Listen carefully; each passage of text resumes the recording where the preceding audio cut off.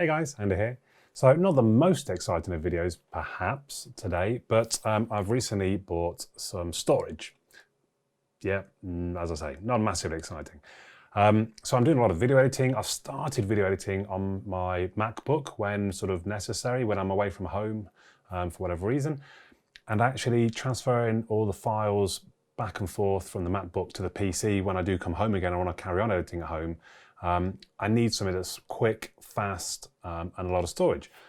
So this Samsung T5 is 1 terabyte, and it cost me about £165 at the time of recording this video. So I have high hopes for it. The specs on the back say it goes up to 540 megabytes per second, which should be plenty quick enough. I'm just downloading some software that can check read-write speeds of this drive and also the SSDs in my computer. My computer's quite high spec, so I would imagine they're going to be reading and writing pretty fast. The M.2 drives in my PC. So it'll be quite good to compare them against this USB Type-C mainly, drive. So let's see.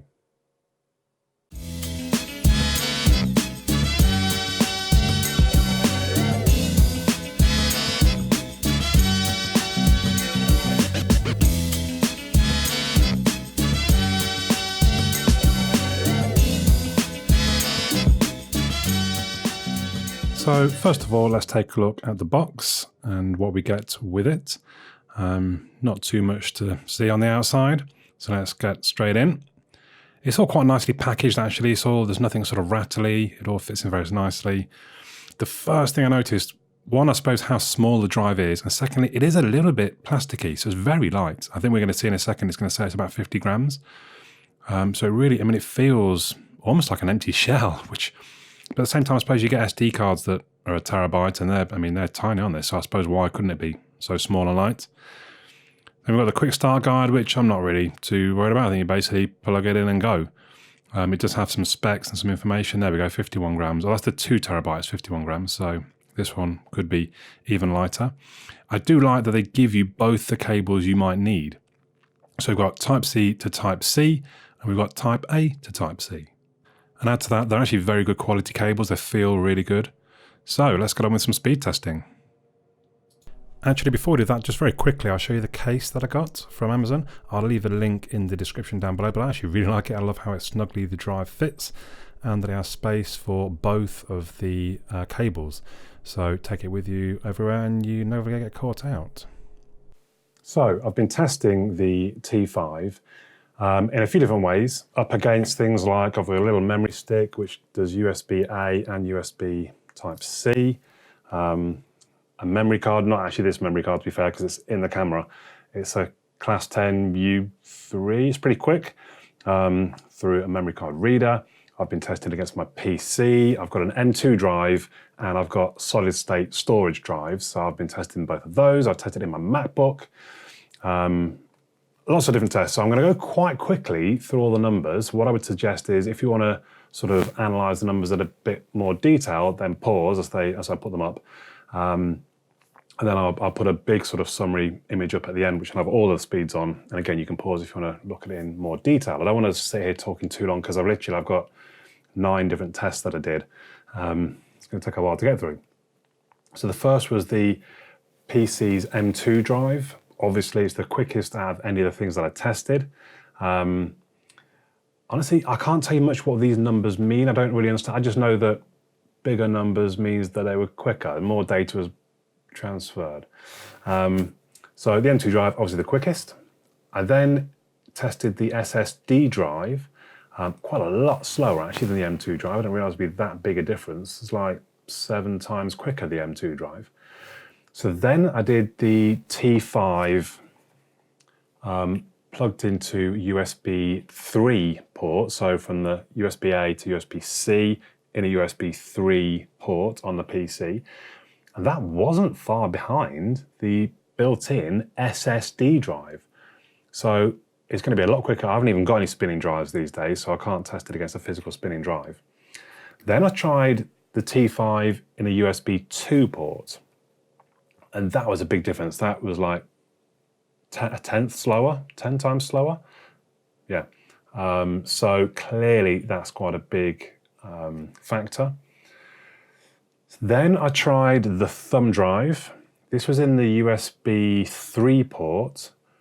So it was quicker than the T5 in the USB 2 port, but I mean, it's still about a third the speed. This was 3 times quicker than this still in the USB 3. And then I tried just a memory card through a reader, and that was very slow. I mean, that was, to be fair, that was the same as that in a USB 2 drive, which generally was pretty painful. Then we went over to the MacBooks. The MacBook's inbuilt drive was actually really very quick. It wasn't that far off the M2 drive in my PC. Then I tried the T5. Now I've only got USB-C to USB-C, so that was a little bit slower than USB 3 on my main PC, but still way quicker than pretty much anything else.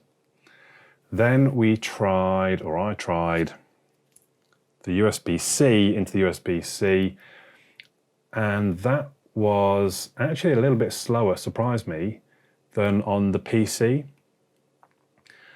There was one other test I did, so if I put the main graphic up so you can see all of the speeds and times, I had a 1 gigabyte file,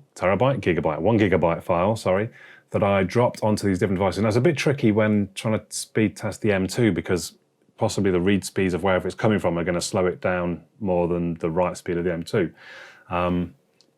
Which might be why actually the SSD drive had the slightly quicker time, and that could just be my timing. I was there with a stopwatch on my phone trying to time these things, and it was 1.4 seconds on the SSD and 1.5 on the M2.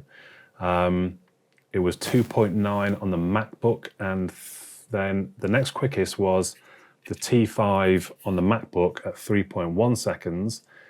Right behind that was the USB 3 on the PC, which is 3.6 seconds.